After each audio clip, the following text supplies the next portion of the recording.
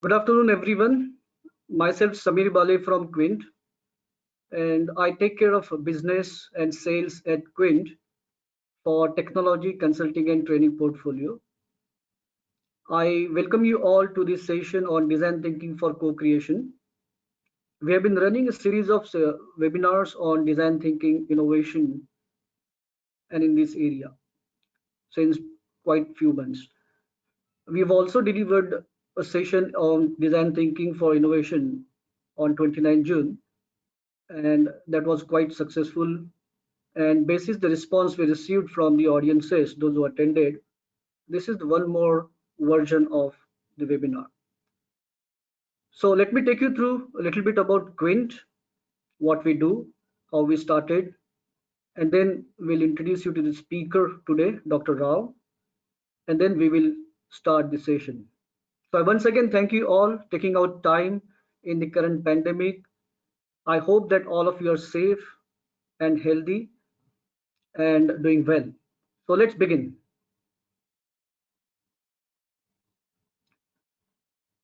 So Quint is a 28-year-old organization which is very well known in the IT service management, project management, sourcing and governance areas. Quint started its operation in 1992 when most of you would remember that that year ITL was also established as a product. And since then, Quint is associated with ITIL as one of the leading partners globally. As the technology grow, and also there is a demand in the transition and transformation, Quint also started adopting to the new technologies. So if you look at the presentation today, we have 350 plus consultants across the globe giving services to various customers. Quint is also a lean IT lita partner and a knowledge partner jointly with lita lean IT association. Quint has been a partner with DevOps DASA, which is the DevOps Agile Skill Association. Quint has over 150 partners globally, which is offering various services in jointly with Quint. Under corporate CSR activity, Quint has been retaining average 100 employees year over year from 2016 onwards. Every year we train about 30,000 professionals.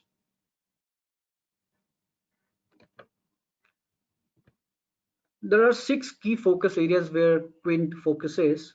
The first one is the organizing IT, because IT is the core of a business nowadays. Every business is run through IT. So the IT, when we talk about organizing IT, we talk about the best IT practices, whether it is ITIL, ISO 20000, project management, and so on and so forth.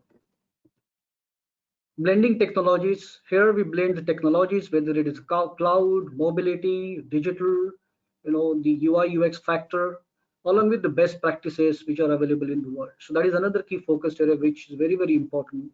You need to blend the technology with the best practices so that you give a better solution to your customers, which is the need of an hour. And then the innovation, which we're talking today, design thinking, system thinking, innovation, ideation. Without innovation and ideation, it is difficult to have a new product line. Then we have a high performance team. When we talk about high performance team, this is basically it's agility, bringing a whole agility to the business. It has got a agility, it has got a safe, it has got a scrum, it has got the whole blend of extreme DSDM and all high conversion methodologies, so that you transform your existing team into a high performance project team. Nevertheless, the next one we move on is data science, or the big data, or the data. The data is very precious nowadays. Every business needs data, good data. They need to have good information, optimization from the data. They need to produce some results. They need to have new product in line. So we have whole range and focus on the big data, data science as portfolio. Last but not the least, digitalization. The whole world is moving towards digitalization from last few years. So we have another key focus, which is the last focus, but not the least, which is on the digitalization. So these are some key focuses which Quint has been following and has been successful helping their customers. This is the portfolio of Quint. Ideally, Quint started its operation as ITIL, IT Service Manager, Project Manager, leading provider globally across 49 countries. As and when there was a demand, Quint adopted various best practices, like if you can see the management best practices, managing benefit, sourcing, lean IT, BRM, risk, ISO 27001, sourcing, and then CIAM, so on and so forth. In the cutting edge technologies, emerging technologies, Quint also adapted to agile, blockchain, scaled AI, RPA, machine learning, IoT, design thinking, which is today's topic, big data and cloud, which are the key pivotal areas in the technologies and best practices, which makes the complete plethora of services. Moving forward, it is my honor to invite Dr. Rao, who is a senior advisor consultant at Quint for design thinking, storytelling, innovation, ideation, and he has been helping lots and lots of organizations across the globe in these areas. Not to forget, Dr. Rao is author of 15 books, and he is also a spokesperson in various conferences. He has addressed conferences in 19 countries. And I would now request Dr. Rao to take this forward and unveil today's session on design thinking for co-creation. Folks, thank you so much for listening to me. I hand over baton to Dr. Rao to take this forward. Thank you. Thank you so much, Samir and team. My big thanks to everyone at the Quint Group for organizing this event, and the biggest thanks to all of you for attending this event. Special thanks again to those who are attending this session for the second time. I hope you enjoyed the previous one. And for those of you who missed the previous session, don't worry, I'll be covering some of those basics also. So, as mentioned, my name is Madan. I do research and consulting in the area of innovation, design thinking, and collaboration. I've published a number of books on some of these topics, including digital, mobile, knowledge management, and innovation. What I will do today is give you an interaction session, a very interactive session on design thinking for co-creation.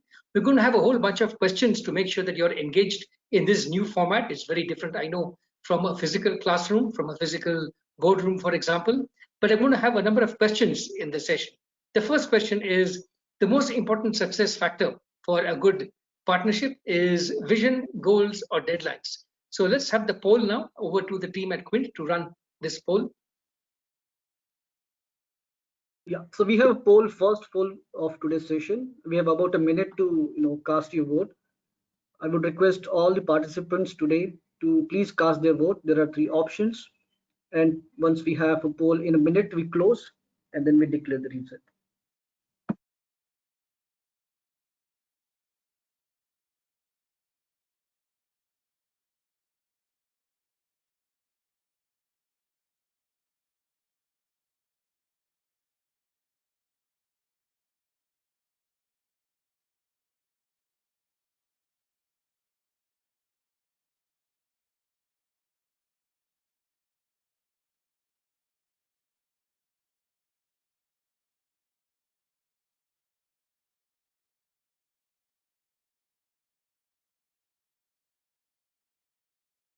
Yeah, if we can display the poll.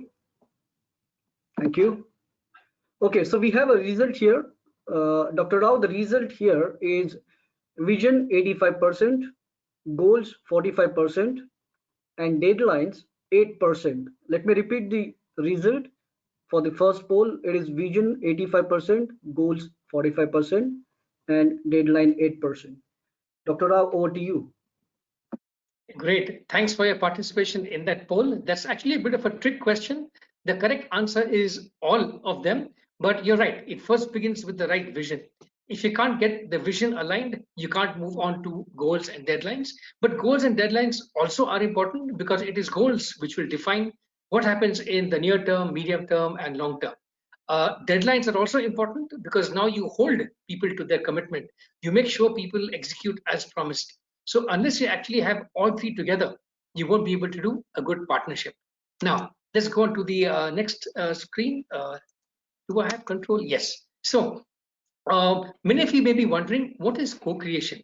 How does co-creation differ from collaboration? So true co-creation is collaboration across all 12 of these spaces. So everything from the very first idea stage all the way down to customer support and maybe even disposal in the case of physical products. How do you get rid of old mobile phones? How do you get rid of old carpets, for example? All these are areas where companies can collaborate with their customers and with their business partners. So co-creation is collaboration at the highest level between a company, its customers, and its business partners. Many companies do co-creation at only some of these stages. Full co-creation is very rare. It happens at all these 12 stages. So as you can see in the list of 12 spaces over here, some of them are at very early stages. Some of them are only in the middle stages, such as procuring, collaboration, and so on. Other ones happen at the marketing stage, selling stage, delivery, and so on. We'll go through each of these in more details, and then I will explain to you how design thinking comes and connects with each one of these. Okay, so these are the 12 spaces of co-creation, and we shall take a look at each one of these now. First, I will go through some examples and case studies to make sure that this is just not a theoretical exercise. For example, the app platforms, the app stores of Google and Apple, these are very good examples of collaboration happening at the platform level. So Google and Apple don't decide exactly where the collaboration happens. They just provide a platform, but the whole ecosystem benefits because Google and the web developers are all collaborating in this particular space. Then we come to content areas like software, technology areas like software. We come to hardware areas like maker spaces. I hope all of you have had the chance to go through a maker space where you can see what exactly happens in the area of hardware collaboration. Another great example is the mobile virtual network operator called KIF-GAF. This is in the Netherlands. They have an online support center which is run entirely by customers. So customers help each other and they're given points, brownie points when they help each other. Customers can suggest ideas to the company and the company decides internally on whether this idea is worth implementing. So actually 10% of customer ideas are implemented by this company. Imagine if the mobile operators that we use today also had this kind of support system where they reward customers for helping each other and they take ideas from their customers. That's an excellent example of co-creation. One of the ultimate examples, and you can do a search on Google afterwards, and you can do a Google search on Lego and open innovation. And you'll be astonished at how they have customer evangelists to evangelize new kinds of products for Lego, both digital and physical products. So these are some examples of co-creation in hardware, software, games, services, and so on. Let me go to the next slide. Yeah, oops. So this model of co-creation is very different from the old one. The old one is we know what's best for the customers, we know what's best for our clients. There's a huge amount of upfront investment, a huge amount of features built into products, and then this is rolled out into the market. Customers, unfortunately, are not very happy with it. In the case of physical products, there are lots of challenges with disposing of old products, recycling of old products, and so on. And the partnership is very close, is the old big boys network who only does collaboration with each other. In true co-creation, you do some of this. You do need R&D, you do need your old trusted partners, but you need to open up a bit more at each stage. Open up to customer ideas, open up to customer involvement in marketing, such as social media influencers, open up to customer ideas in sourcing. For example, green sourcing or environmentally friendly sourcing is a very big practice which customers are pressing companies to do, and all the way down to partnerships. Through things like crowdfunding, etc., you can involve customers even in the funding of your new partners. Okay, so these are some examples of co-creation. Let me go to the next slide. Yeah, so here are a few more examples now. I left you with Lego as an example. Another great example is P&G, Procter & Gamble, which has taken open innovation to the next level. They've just announced in India, for example, a competition with startups. So instead of just working with other big companies, they are now co-creating with startups. What is the next big way of doing e-commerce? What's the next big way of using AI, etc. IBM has held an innovation jam. Dell has had an idea storm to get people from the outside. In the education sector, now education has become a very hot sector, online education, because of the COVID crisis. And here's a great example called Groove. This is a company which teaches English. But guess what? They ask children, which song do you want to learn the English lyrics of? And based on that, they will teach you English by parsing the lyrics in the song, by telling you what's happening in the song, and then teaching English through it. All the way down to the Royal Melbourne Hospital, when they hire staff, they want to hire staff who's very friendly with patients. So guess what? What's the best way to find out if your future staff will be friendly with patients? Ask patients. So believe it or not, this is a hospital where patients are co-recruiters when candidates are interviewed. This is a very high level of co-creation. You involve customers in the actual servicing of potential interviewees in your company, your future employees, and so on. Now I'll break down these 12 spaces of co-creation into 6 by 6. We only have about an hour for this masterclass, so I shall give you very quick overviews of each of these. The first one is, how do you get ideas from the outside? This is where what's called active listening is very important. This is very challenging for big companies, for experts who think they know everything and they don't need to ask other people for ideas. But especially in this day and age of COVID, you need to listen to what are the concerns, what are the anxieties, what are the fears of customers. So you need to come down a little bit from your pedestal and listen to other people. Design, you need a lot of empathy. Maybe you're not fully understanding your customer, but try and understand what is a day like in the life of your customer. Prototyping is also an area where you can do crowdsourcing to get more involvement. Procurement, open bidding is a very common technique used. Instead of sticking to your normal supply chain partners, distribution partners, you open up to other people to get involved in the process. Then you come to the actual co-creation. You can actually break up the design of a part, of a hardware component, etc., into different parts of the world. Contract manufacturing, for example, comes in this area. Even the display and the logo. Take a look at the Google logo. Every day, every week in different countries, the Google logo looks different. Why? Customers are getting involved in the design of the Google logo. So it's a very creative way for them to do gamification, which is another big buzzword these days. How do you make a game and involve your customers in the game of defining what your products and services are, how they look, how they are marketed, and so on. I mentioned active listening. I'll spend one slide on this very important topic. There are 4 different levels in which you need to listen to your customer. In active co-creation, you actually listen to learn from the customer, not listen to take your own views and put it on top of the customer. Talking to customers is not like a multiple choice question where you say, here are 6 options I have. Let me hear what customers say and I'll tick off these 6 options. This is actually different kinds of listening.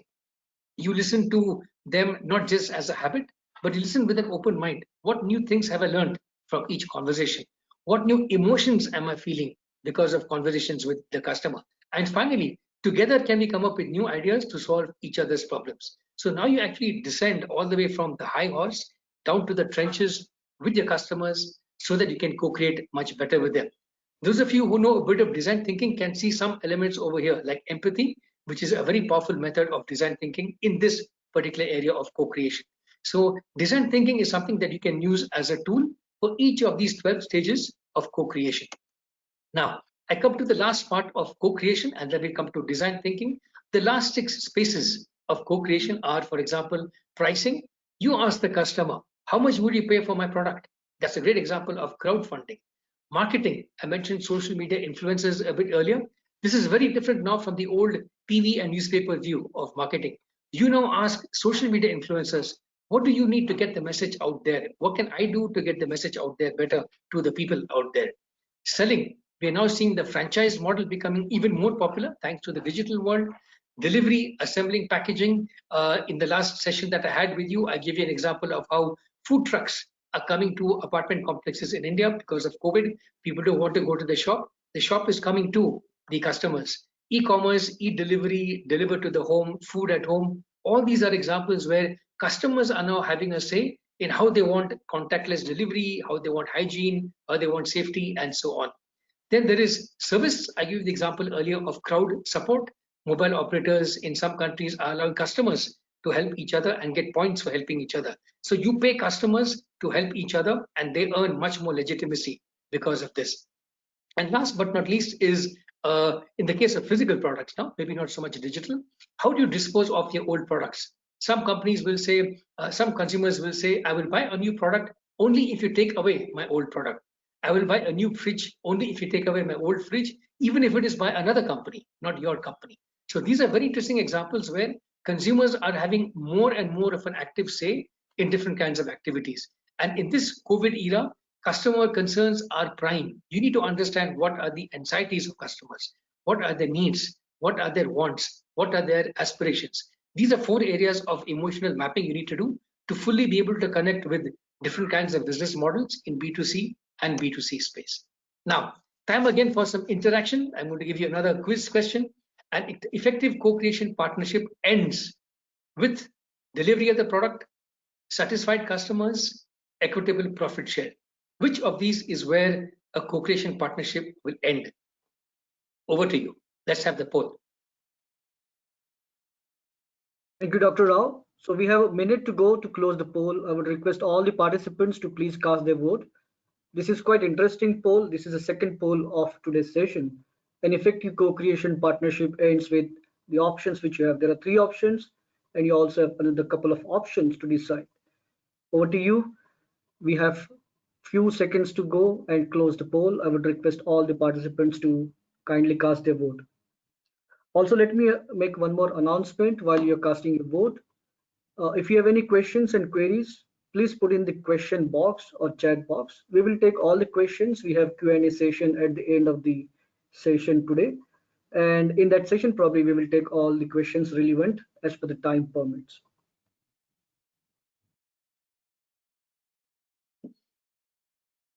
Okay, so we have a result here for this second poll. The result is the highest votes have been casted for all of the above, which is 83%.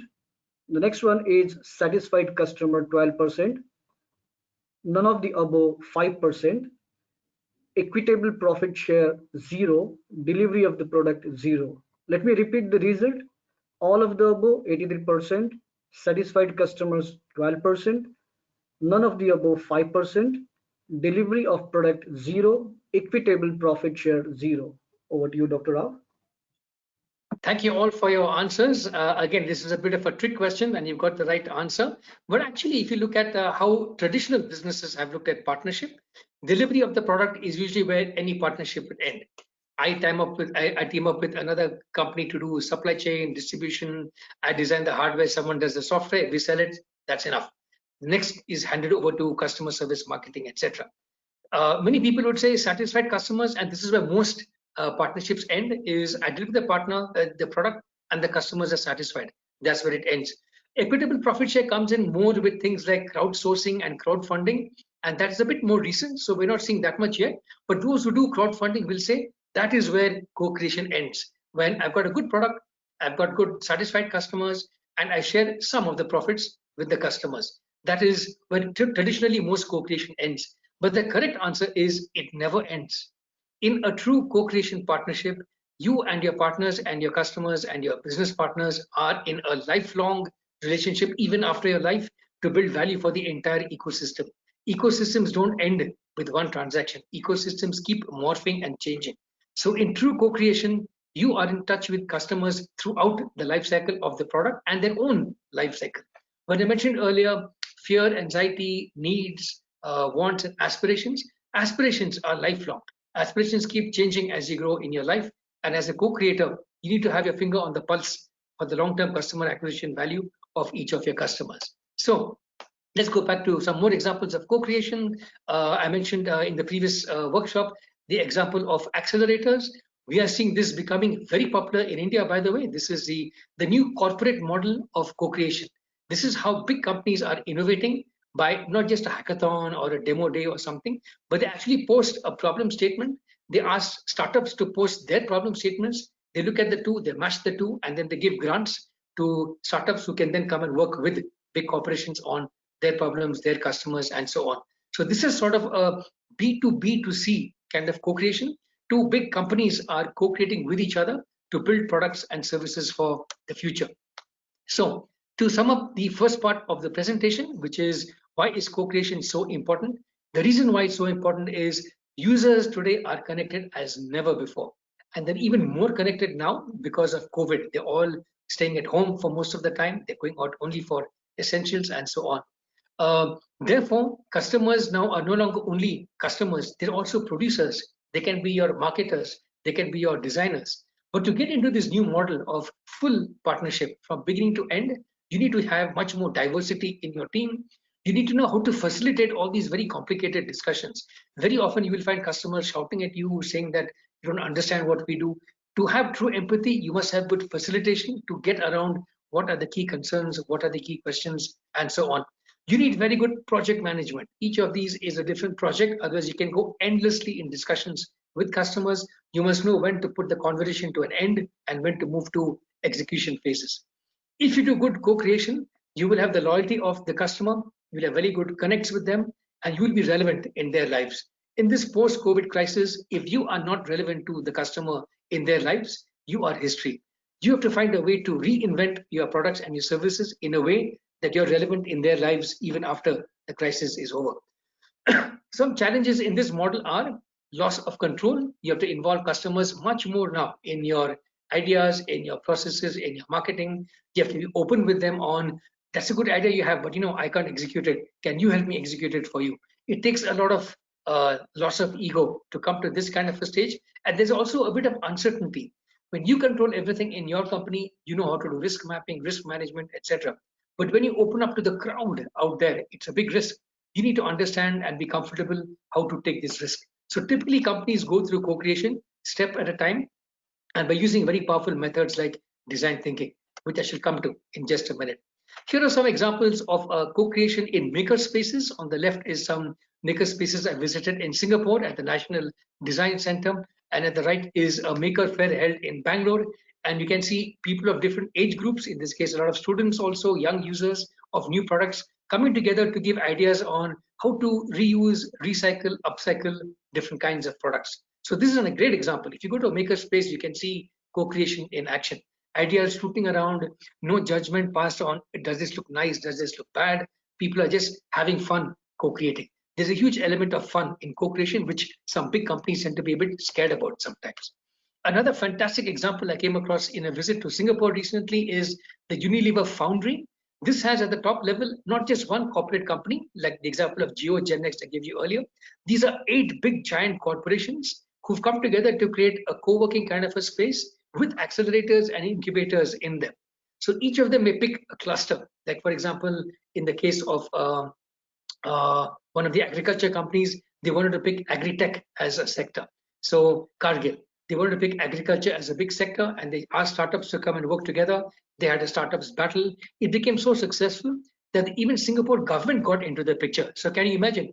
Governments, technology companies, FMCG companies, agri-tech companies coming together with 65 startups to come together and decide how do we co-create the future, what are some problems facing society, how do policymakers like the Singapore government come and decide what companies can do and how can startups come into the picture. Amazing, absolutely amazing. They also have something called the InnoFest Unbound Festival, Innovation Unbound. What is the future going to look like with global warming, climate change? What are startups doing in this space? How can you come up with green data centers? All these kinds of things. And this is not just wishy-washy thinking, it's actual tangible products in supply chain, shopper analysis, product loyalty, and so on. Great example of co-creation. Now, one more fun question. Customer understanding begins with a survey, market research, observation, or a prototype. Over to you. Thank you, Dr. Rao. I would request all the participants to please cast their vote. We will have a minute to close the poll. So I'm repeating the question on the poll. Customer understanding begins with what? A survey, market research, observation, or a prototype?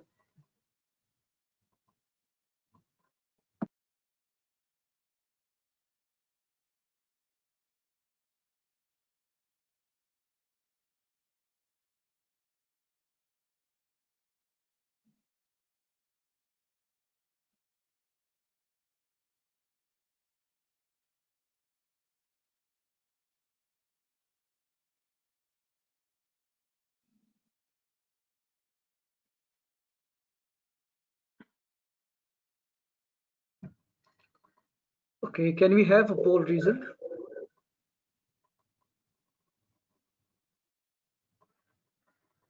Okay, Dr. Rao, we have a result for this third poll, and the result is 39% of the audiences have voted for observation, 31% market research, 18% to a prototype, and 11% have voted for a survey. Let me repeat the result. Observations 39%, market research 31%, prototype 18%, survey 11%. Over to you. Thanks. I think you guys got it right. I should make my questions a bit more tougher next time. You're absolutely right. It begins with observation. So as I mentioned earlier, co-creation begins with the idea stage and observing, understanding what customers want, and only then you begin to talk to them and test your ideas, test your hypotheses, etc. But if you immediately begin with a survey, you are just validating your own biases. So you should be very careful to be able to learn from the customer. And true learning begins with putting down all your assumptions and just observing the customer. Based on the observation, you can then do market research, you can then do a customer survey, and then build a prototype. So that's the typical sequence: observation, survey, market research, and then a prototype, or you can juggle market research and survey. But observation is the first step, no matter what you do. Ultimately, all together, all four together, really give you an understanding of what customers want, but it typically begins with observation. Here's one more quote again from SAP Labs, Sindhu Gangadharan, who talks about how the SAP Startup Accelerator is looking at joint innovation, joint collaboration, and joint go-to-market. So at each stage, a big company is working with startups. This is getting closer and closer to full co-creation. Obviously, a big company will have its own inertia, and the balance of power is very different between a big company and a startup. But still, even big companies can work very closely towards the ideal of co-creation. Now, we come to the second part of the session, which is design thinking. I've covered some of this last time. Some of you may have seen it, but I'll do some of the basics again with some new examples. So, going ahead in the post-COVID era, three factors are going to be very important for you to succeed. Obviously, technology. Companies are working from home. Consumers want contactless technology, so on and so forth. So whether it's B2B or B2C, you better have a very good handle on digital. The second is the business model. As companies are pivoting to new kinds of areas, some companies are doing a bit of health tech, some companies are doing a bit of online, etc. You need to experiment with different models. Currently, a lot of people are giving away everything free on the internet. Hopefully, they will get some kind of traction later on. But you have to move away from free for too long. Free is not a sustainable model. You have to look at maybe freemium, charge for a premium version, but give a free version free. You must experiment with different business models now. And the most important factor now is design. Design is a key factor in the post-COVID era because you must look at whether B2C or B2B, issues like physical safety, issues like anxiety towards different kinds of products and services, and finally, co-creation of the customer. You should be able to design products, services, interaction in such a way that customers are involved with many stages of your journey. So we come now to the design thinking part of the presentation. The first part of co-creation is mapping out the journey of the product or the service from idea stage to the customer service or even disposal stage. At each of these, you need to use what's called design thinking. So design thinking goes through each of these phases: intent, immersion, interaction, iteration, and intensification. I'll go to them in more detail in just a second. But first, a question. Design thinking works best when the team is headed by designers, techies, or business managers. Over to you again for one more question. Yeah, thank you, Dr. Rao. Yeah, so we have a fourth poll of today. I would request all the participants, attendees to please cast their vote. We will have a minute to go and close the poll. Design thinking works best when the team is headed by designers, the team is headed by techies, the team is headed by business managers. So there are three options. Please cast your vote, and probably in a couple of seconds, we will display the result. I'm having one more announcement. If you have any questions related to this webinar, any specific project specific questions, please do put your questions in the question box. We have a Q&A session at the end of this webinar. We're going to take few questions, important questions, looking at the time permits.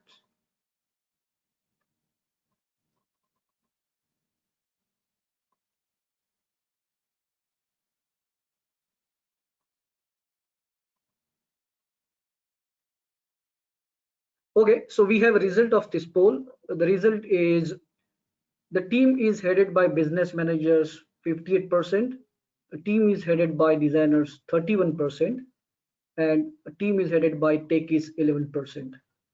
Business managers 58%, designers 31%, techies 11%. Over to you, Dr. Rao. Great. That is also a bit of a trick question, actually. The correct answer is it can be any of them, but usually because this is run by a big business or an SME, the decision, the power, the budget, everything is in the business manager. So while they most importantly must include inputs from techies and designers, ultimately it's a business decision to go ahead with a product or a service or not. So therefore, ultimately it should be having a huge role of a business manager, but you can even have two co-leads, a business manager and a techie, or a business manager and a designer. In many design-led companies, it's a designer who's the head of the design thinking practice. In some of the new age technology-driven companies, the techies also can be the design thinking leads in the company if they have the proper training in design thinking. So this is in the next 20 minutes or so. I will go through a few brief highlights of design thinking, but I want to leave a lot of time for Q&A, so I may finish a bit earlier. Now, before I got into the poll, I was explaining to you what are the 8 I's of design thinking. Now, this connects very closely to what I mentioned earlier about co-creation, which is partnership, collaboration at the highest levels. So the first stage in design thinking is intent. Why are you doing what it is that you are doing? And this is very important for you to put down on a piece of paper, because as you go into the market, as you go into business, as you go into production, into customer support, as you go into your next product, your vision may change. You may begin with being a product company, but you may migrate to become a services company. You may begin with a services company, then you may migrate into being a consulting company. So there are different ways in which the vision and mission can change over time, but it's important for you to put it down so that you know when to change it, why to change it, and so on. The second part is insights, which is when you want to do a new kind of a project, you must first get a sense of, am I on the right track? Is this something which in the future could become something very big? Has someone done this already before? That's very important. Many people end up half the time reinventing the wheel. They get into a project area, they get into a service area, and they realize halfway through that, oh my God, it already exists out there. Someone else has done this. So make sure that you're going into areas where preferably it's a blue ocean kind of a space, etc. Third is immersion. This is the observation part which I asked about in the previous question, which is now when you come closer to the customer, the first step is a deep dive into the customer's lives. You must know what it is like in a typical day of the consumer. How do they begin the day? What is their persona, which means what their occupation, what gender, what's a day in the life like of the customer, and so on. Based on this, you can come up with early ideas, early hunches of, I think this is what they want. I think this is what they need. I think this is their long-term aspiration. I think this is their short-term anxiety. Based on this, you start communicating with the customer, whether it's a B2C customer or a B2B customer. So here you start communicating. Now, communication means you've gone past the listening stage to talking. You are now expressing what you can do as a company, what you can do as an ecosystem, and so on. Based on this, you can come up with lots of ideas. The first phase is lots of ideas, which is divergence.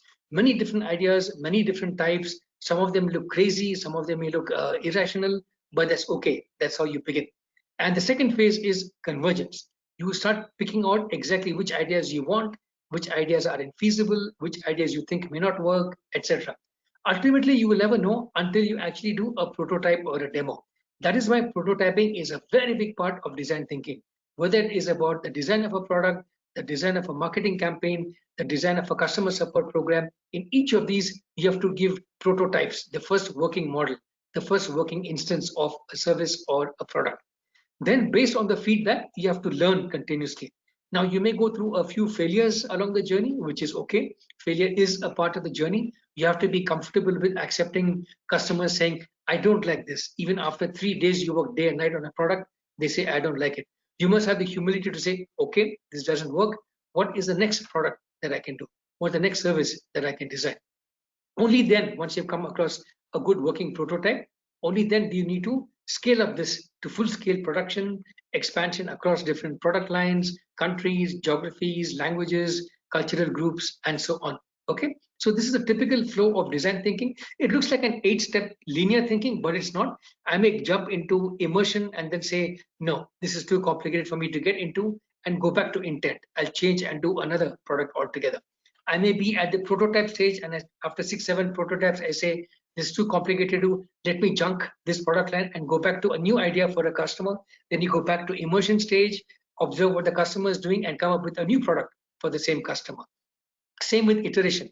You may do 3 iterations and say, I've got the success immediately and go on to production after that. You may say, this is not good enough. Let me go to a contract manufacturer and ask them to make this product for me. So it's actually a complicated helix. You can go up, down, back and forth, right, left, top down again, and then back to the beginning again. So it looks like a linear sequence. It's not, it's like a circle actually, and you can go across diagonally, radially, across the circumference, and so on. Okay. So this is the flow of design thinking. I keep mentioning customer journey. I mentioned the customer journey both in the co-creation phase and design thinking. This is where both come together. You really have to understand your customer journey. Now, this happens in 3 stages, as I mentioned. Co-creation is not just about the design of the final product, but co-creation comes in the pre-purchase stages, the purchase and installation stage, and the post-installation usage, customer feedback, complaints, and disposal stage. Okay, so co-creation comes at all 3 of these areas, and you need to use design thinking for each one of these horizontal rows over there. For example, touch points. What is the best touch point for somebody ordering food these days? Is it a mobile app? Is it the website? Is it going to the restaurant? Is it pressing a kiosk button over there? Each of these are areas where design thinking helps you in the co-creation journey. All the way down to barriers. What is the barrier for people not buying, not going to the gym these days? For example, a big barrier is fear of safety. So how do you address some of these through design of the gym experience? Maybe physical won't work for the next few months. You must go to digital. So you must change the intent now. How do I do physical coaching classes online, for example? How do I do education instead of a classroom online, for example? Each of these calls for a new application of design thinking to each of those 12 co-creation phases. This is a very important chart. I'm very glad I came across this while doing a book review on product delivery. These are the 3 stages of the customer journey, pre, during, and post purchase of a product or a service. So this will be very useful for you in your design thinking journey to look at where to apply design thinking in which of the 12 stages of co-creation. Coming towards the end of the presentation, I'm sure many of you are interested. I can see very few people have dropped out of this webinar. Thank you. So if you want to read more about this, I would very strongly recommend these 5 books. These are books which talk about the concept of co-creation. Some of you may have heard the name C.K. Prahalad. He was involved in mentoring some of the people who wrote this book on the power of co-creation. Design thinking, there are very good problems for design thinking at the level of strategy. What should a company's strategy be in the long term? All the way down to specific design thinking problems in the area of healthcare, customer service, and so on. And the top left book, The 7 Principles of Complete Co-Creation, it'll tell you a lot about why you need co-creation at every stage of those 12 phases. So for those of you who love to read and want to do more research, I'm sure most of you do, please take a look at these 5 books. You can also Google my name and see the names of these books to come to reviews of each of these books. Please do read a lot. In this day and age, you should be reading a lot to find out what are the new trends, where is the new business, and so on and so forth. Now, we come to one of the last polls of this session. The COVID crisis has accelerated the importance of leadership, employee engagement, industry collaboration. Over to you. Yeah, thank you, Dr. Rao. So this is the 5th poll of today's session. There are 3 options: leadership, employee engagement, industry collaboration. So we will have about a minute to go and close the poll. Would request all the attendees to please start putting their vote.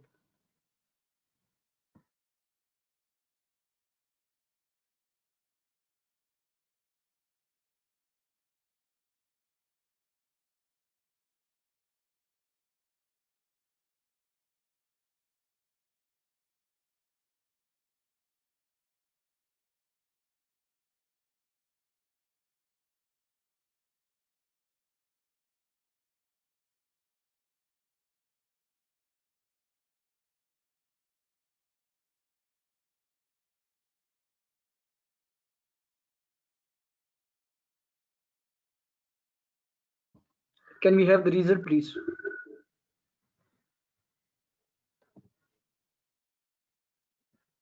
Okay, so we have a result now, and the result is quite energetic.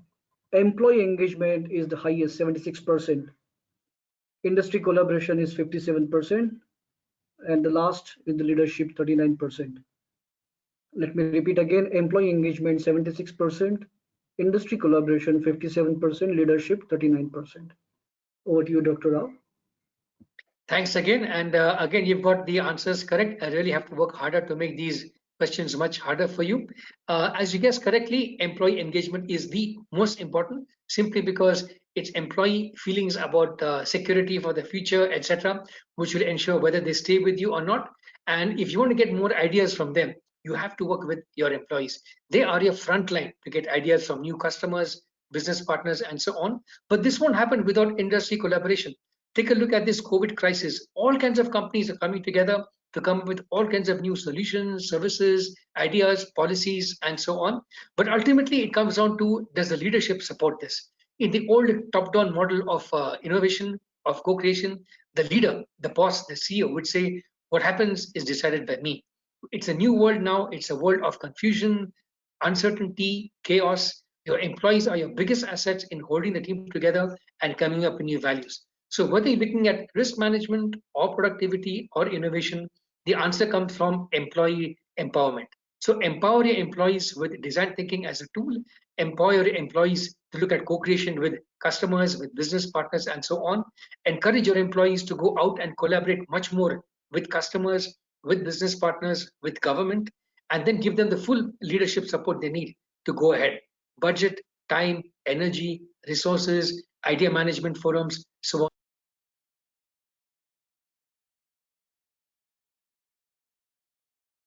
Oh, sorry, yeah. So you have to.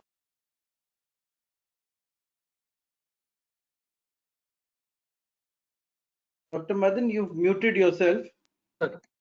As we move ahead, some questions that you must ask yourself are, what has been affected the most by disruption today in your business, in your ecosystem, in your industry? Who has suffered the most? Who has gained the most opportunity? Even in adversity, there is opportunity. How do we improve our collaboration internally and externally? And that's what the last question was about, employee engagement and empowerment. How do we redefine our goals and strategies? That's the design thinking part of it. And last but not least is, how fast can we learn and adapt to the new normal? In this day and age, how fast you learn, how effectively you are a learning organization, how effective you are as a knowledge management company, this will define the success of your company. We now open up to Q&A and some more information about Quint on how we can work together through future engagements, partnerships, and so on. But over to you, Sami, to moderate the Q&A. Thank you.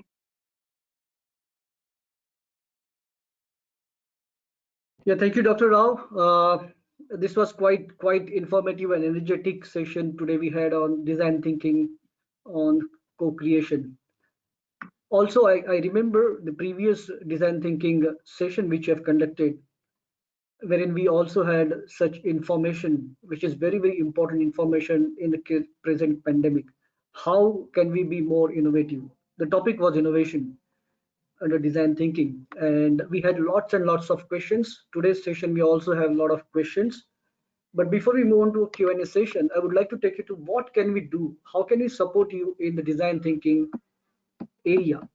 So here we have a couple of things to offer to you, looking at today's session and design thinking as an overall offering. So we have a design thinking workshop. We run a lot of workshops nowadays. We have been running workshops on ITSM, Agile, project management, sourcing, CM, and lots of emerging technologies, whether it is CI/CD, DevOps, cloud, virtualization, and so on and so forth. Whether it is the design pattern, UI, UX. So design thinking, which is now is one of the emerging, methodologies, practices, problem-solving elements. How can we be more innovative? How can we float ideas? How can we we incentivize those ideas? What are the different ways of, having a co-branding, co-creation work? So all such things come under, one of the offerings, very vital offering which we have is design thinking workshop, which is very famous, and we have been offering a lot of customized design thinking workshops for most of our customers in India, across the globe nowadays, since online.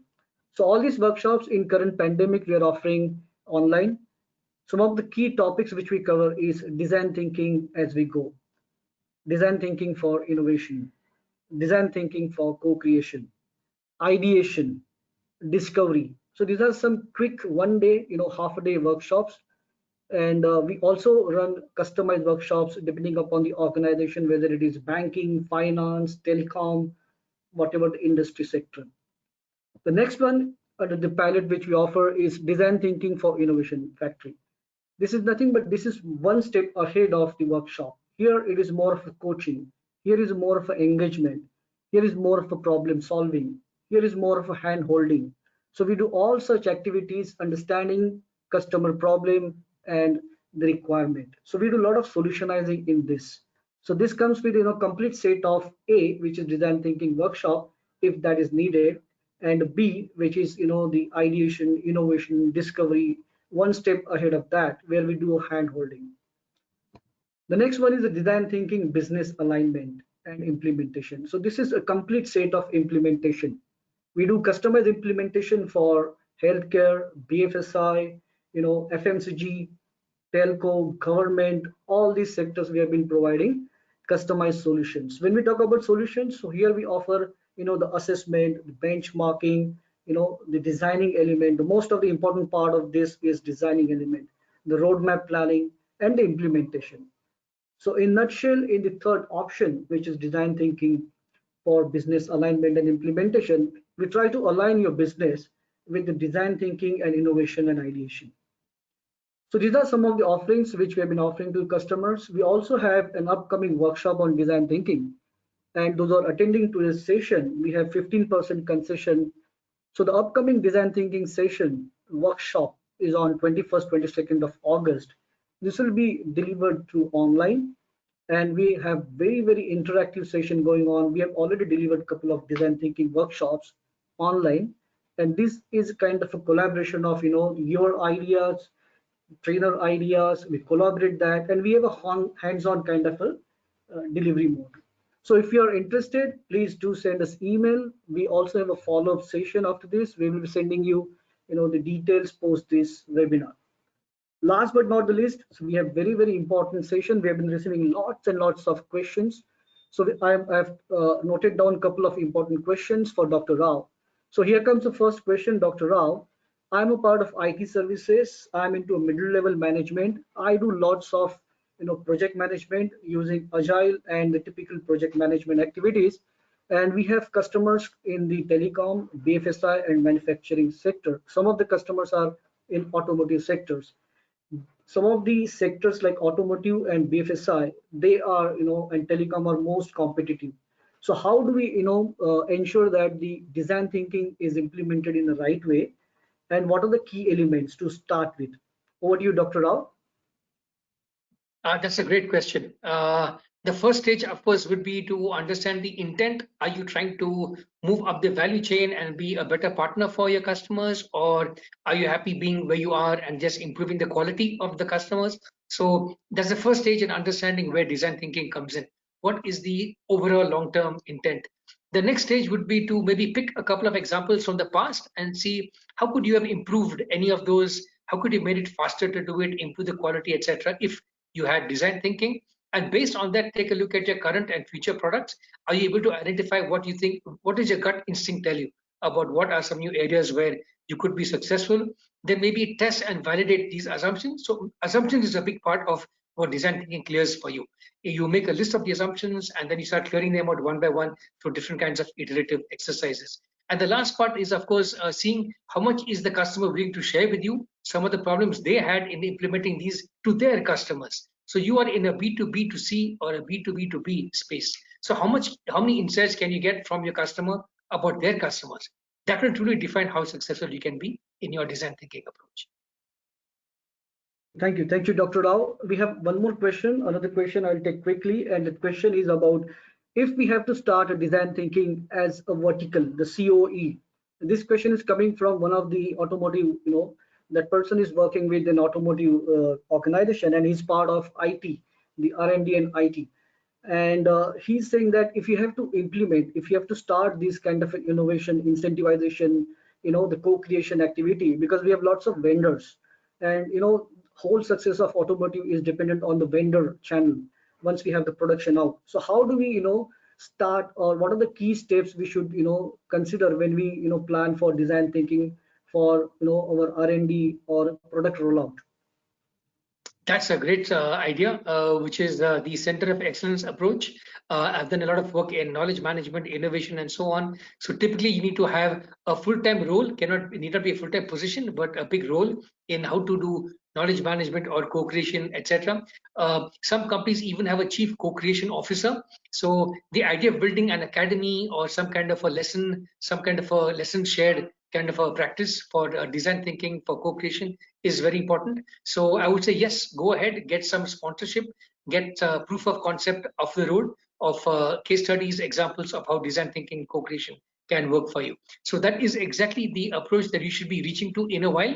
So maybe before you can set up a center of excellence for design thinking, you should actually build a good track record, a good portfolio of experiments of where design thinking has worked, and then show the business case for a center of excellence to scale up design thinking across the whole company. So you're on the right track. Design thinking should be a core competency of every employee, not just the people facing customers, because don't forget, design thinking can also be about how to improve an internal process within the company, as simple as a design of an office all the way to an HR process for compensation.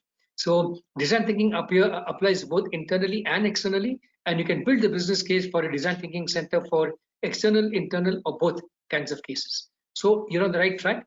All the best. Okay, so we have a couple of more questions. I'll quickly, take one by one.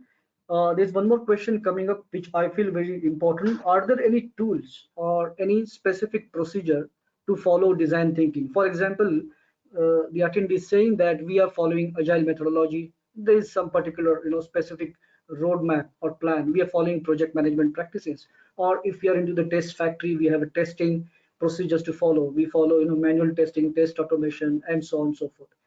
In a similar way, what are the procedures or any particular tools which we have where we can, optimize this kind of an area and explore? That's a great question. I wish we had more time, but I will give you a rapid fire answer. I covered this much more in my previous workshop, actually, but there's a whole bunch of tools which are unique to design thinking, which you can also use. I give you one a few slides ago, the customer journey map. That's a very powerful tool because it looks not just at the steps or the logic of the customer journey, but the emotions, the barriers, the perceptions, etc. Another one is the emotion map. Another one is a value proposition canvas. What value are you giving to the customer, to your colleagues, to the business partner through your product, your service, or your offering? So each of these are tools that you can use. Customer journey, the empathy map, conversation maps, and so on. There's a whole list. I'd be happy to take this offline or sign up for a workshop of ours or send it to me by email through Sami. Last question. Yeah, so we have one more question. This is regarding ecosystem. Okay, so we have existing uses ecosystem in our organization, and we are a large IT services organization having global operations, and definitely certainly innovation, ideation, discovery, is one of the elements if we do any kind of a project initiation. And when we have a customer requirement gathering, when we have the initial kickoff meeting, in that meeting we always have what different things we are doing for the customer. So considering that aspect, do we have any ecosystem, or if we have any existing ecosystem, how do we fit such ideation, innovation, or discovery, or overall design thinking in our existing ecosystem? That's again a great question. I think you're focusing so far on what you have done for the customer. You need to shift the frame a bit more into the future using tools like what's called scenario planning, which is here are three scenarios we see coming up in the future, 5, 10, 15 years. And in scenario A, optimistic scenario, scenario B, pessimistic scenario, scenario C, ideal pragmatic scenario. Here's are the kinds of things that we can do for companies in this space. What is your view of the scenarios of the future, and can we align these scenarios and co-create products and values within these scenarios? So scenario planning is one of many tools that you can use in this area. Another one is called narrative planning, which is much more than storytelling. Narrative planning says take the current trends, extrapolate them into the future, and then explain what will people be doing in this particular scenario. What will companies be doing, customers, companies, governments, and so on. So this is more a narrative approach. You build different kinds of trends. You show what are the emotional and logical components in the future, and what is your track record in this scenario. So in both scenario planning and in this narrative approach, you have to show what have you done so far, what new skills will you add on top of what you already have, how will you grow with the company. That's I think that's absolutely what. great. Yeah, that's Yeah. absolutely great. Before we close, I have a last but similarly important question. So I would like to take that. This is in line with if we are in the journey of innovation, ideation, discovery, and we are following a design thinking path. If we are in the middle of that stage, if you are already doing similar some kind of a design thinking activities, which is not termed under design thinking, but we are on that path, how do we test or how do we evaluate that whatever practices we are following in our present ecosystem are going in the right track? Is there any system, is there any mechanism where we can set a benchmark that out of scale of 5, where are we today if you're following design thinking or such kind of a methodology or practice? So do we have such kind of benchmarks or practices where we can map our existing design thinking activities? That's a great question again. I would say the first stage before benchmarking is the maturity curve. You need to have your own capability maturity curve, a CMM kind of a model on design thinking. And this will depend on your core competencies at the moment. How much are you investing in scaling up each one of these? So based on your CMM framework for design thinking, you can assess whether design thinking is affecting only the end product or the end service. Is it at the all 12 stages of co-creation and so on? The second stage, of course, is benchmarking. I gave you lots of case studies of companies who are doing great co-creation at the level of ideation, design, delivery, post-sales customer support, and so on. So you can benchmark with each one of these. Thank you, Dr. Rao. I think we have lots and lots of questions. So what we're going to do is that post this session, we are going to have a follow-up email sent to all those people, those have questions which are unanswered, looking at the current time constraint. So before I close, I would like to thank Dr. Rao, taking out time for this wonderful session. Once again, this is the second session which you're doing under design thinking, as a planned activity. And we also like to thank all the attendees, those who have patiently, attended today's session, which is on co-creation. We had a last session on innovation. This is a co-creation.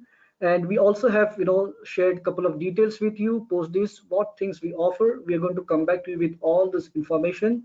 And also we are floating an offer 15% concession on upcoming design thinking. So that's it for a day. I appreciate your time. We thank from entire Quint team for your contribution and attending this session.